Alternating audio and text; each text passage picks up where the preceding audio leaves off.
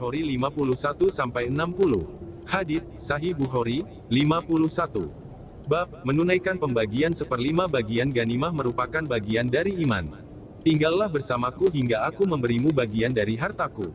Maka aku tinggal mendampingi dia selama 2 bulan, lalu berkata, ketika utusan Abu Qais datang menemui Nabi Shallallahu Alaihi Wasallam, beliau bertanya kepada mereka, kaum manakah ini atau utusan siapakah ini? Mereka menjawab, Rabiah. Beliau Shallallahu Alaihi Wasallam bersabda, selamat datang wahai para utusan dengan sukarela dan tanpa menyesal. Para utusan itu berkata, ya Rasulullah, kami tidak dapat mendatangimu kecuali di bulan suci, karena antara kami dan engkau ada suku Mutlor yang kafir. Oleh karena itu ajarkanlah kami dengan satu pelajaran yang jelas yang dapat kami amalkan dan dapat kami ajarkan kepada orang-orang di kampung kami, yang dengan begitu kami dapat masuk surga. Kemudian mereka bertanya kepada Nabi Shallallahu Alaihi Wasallam tentang minuman, maka Nabi Shallallahu Alaihi Wasallam memerintahkan mereka dengan 4 hal dan melarang dari 4 hal, memerintahkan mereka untuk beriman kepada Allah satu-satunya, kemudian bertanya, tahukah kalian apa arti beriman kepada Allah satu-satunya? Mereka menjawab, Allah dan Rasul-Nya yang lebih mengetahui. Nabi Shallallahu Alaihi Wasallam menjelaskan, persaksian tidak ada ilah kecuali Allah dan bahwa Muhammad adalah utusan Allah, menegakkan salat, menunaikan zakat, berpuasa pada bulan Ramadan dan mengeluarkan 1/5 dari harta rampasan perang. Dan Nabi Shallallahu Alaihi Wasallam melarang mereka dari 4 perkara, yaitu janganlah kalian meminum sesuatu dari al-hantam, ad-duba'a, an-nakir dan al-muzafaat. Atau beliau Shallallahu Alaihi Wasallam menyebut mukoyir, bukan nakir. Nabi Shallallahu Alaihi Wasallam bersabda, jagalah semuanya dan beritahukanlah kepada orang-orang di kampung kalian. Hadits Sahih Bukhari 52. Bab sesungguhnya amal itu bergantung dengan niat dan pengharapan, dan setiap mukmin akan mendapatkan sesuai dengan niatnya. Semua perbuatan tergantung niatnya, dan balasan bagi tiap-tiap orang tergantung apa yang diniatkan.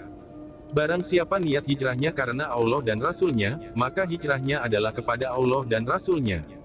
Barang siapa niat hijrahnya karena dunia yang ingin digapainya atau karena seorang perempuan yang ingin dinikahinya, maka hijrahnya adalah kepada apa dia diniatkan. Hadits Sahih Bukhari 53. Bab sesungguhnya amal itu bergantung dengan niat dan pengharapan, dan setiap mukmin akan mendapatkan sesuai dengan niatnya. Apabila seseorang memberi nafkah untuk keluarganya dengan niat mengharap pahala maka baginya sedekah.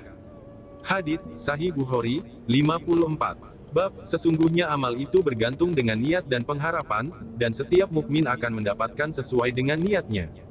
Sesungguhnya, tidaklah kamu menafkahkan suatu nafkah yang dimaksudkan mengharap wajah Allah kecuali kamu akan diberi pahala termasuk sesuatu yang kamu suapkan ke mulut istrimu.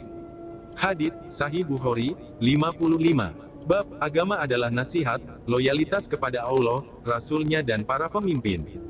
Aku telah membayat Rasulullah untuk menegakkan salat, menunaikan zakat dan menasehati kepada setiap muslim. Hadits Sahih Bukhari 56. Bab agama adalah nasihat, loyalitas kepada Allah, Rasul-Nya dan para pemimpin. Wajib atas kalian bertakwa kepada Allah satu-satunya dan tidak menyekutukannya, dan dengan penuh ketundukan dan ketenangan sampai datang pemimpin pengganti, dan sekarang datang penggantinya, kemudian dia berkata, mintakanlah maaf kepada Allah Subhanahu wa Ta'ala buat pemimpin kalian ini, Al-Mughirah karena dia suka memberi maaf. Lalu berkata, Amma badu, sesungguhnya aku mendatangi Nabi Shallallahu Alaihi Wasallam kemudian aku berkata, aku membayat engkau untuk Islam. Lalu Nabi Shallallahu Alaihi Wasallam memberi syarat dan menasehati kepada setiap muslim, maka aku membayat beliau untuk perkara itu, dan demi pemilik masjid ini, sungguh aku akan selalu memberi nasihat kepada kalian, kemudian dia beristighfar lalu turun dari mimbar. Hadits Sahih Bukhari 57. Bab siapa yang bertanya tentang ilmu, sedang dia terus menyampaikan pertanyaannya. Kapan datangnya hari kiamat? Namun Nabi Shallallahu Alaihi Wasallam tetap melanjutkan pembicaraannya. Sementara itu sebagian kaum ada yang berkata, beliau mendengar perkataannya akan tetapi beliau tidak menyukai apa yang dikatakannya itu, dan ada pula sebagian yang mengatakan, bahwa beliau tidak mendengar perkataannya.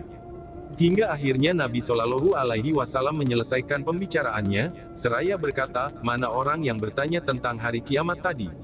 Orang itu berkata, saya wahai Rasulullah. Maka Nabi Shallallahu Alaihi Wasallam bersabda, apabila sudah hilang amanah maka tunggulah terjadinya kiamat. Orang itu bertanya, bagaimana hilangnya amanat itu? Nabi Shallallahu Alaihi Wasallam menjawab, jika urusan diserahkan bukan kepada ahlinya, maka akan tunggulah terjadinya kiamat. Hadits Sahih Bukhari 58. Bab, siapa yang mengeraskan suaranya dalam menyampaikan ilmu? Celakalah bagi tumit-tumit yang tidak basah akan masuk neraka. Beliau serukan hingga 2 atau 3 kali.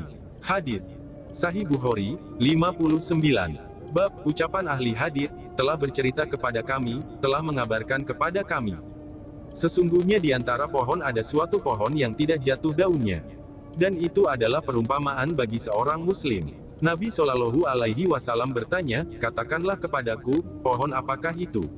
Maka para sahabat beranggapan bahwa yang dimaksud adalah pohon yang berada di lembah.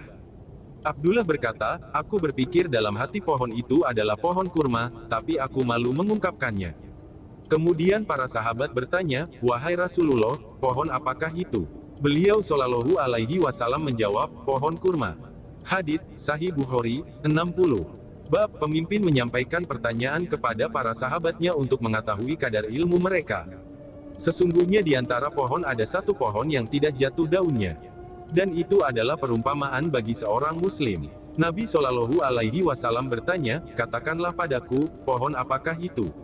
Maka para sahabat beranggapan bahwa yang dimaksud adalah pohon yang berada di lembah. Abdullah berkata, aku berpikir dalam hati pohon itu adalah pohon kurma, tapi aku malu mengungkapkannya. Kemudian orang-orang berkata, wahai Rasulullah, pohon apakah itu? Beliau Shallallahu Alaihi Wasallam menjawab, pohon kurma.